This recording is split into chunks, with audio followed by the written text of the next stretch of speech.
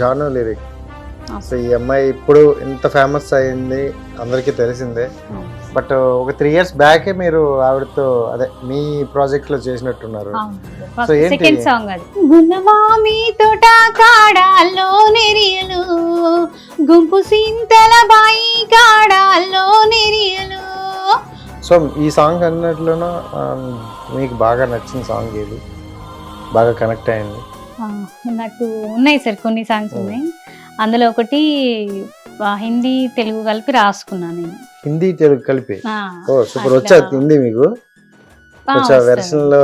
బాదలకి మోసం సే మురిసింది నేలంతా, దిందింతా నానా దింతా నానా, కోయలికి కుహు కుహు బాతోన్ సే తోతోం కి పరియా ఉడు ఉడుకి.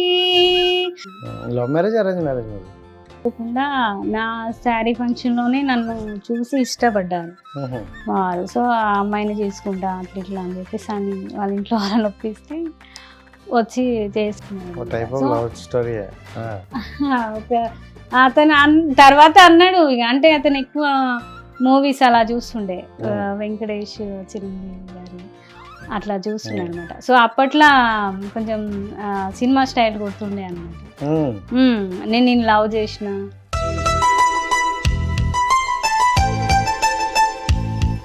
సో ఏమైంది? ఎంత బాగానే ఉంది మొత్తం, సడన్ గా అతనికి ఏంటి హెల్త్ ప్రాబ్లం? అంటే అతను కొంచెం డ్రింక్ స్మోకింగ్ వల్ల కొద్దిగా హెల్త్ ఇష్యూస్ వచ్చినాయి. దాని నుండి ఒక ఫింగర్ తీసేశారనమాట.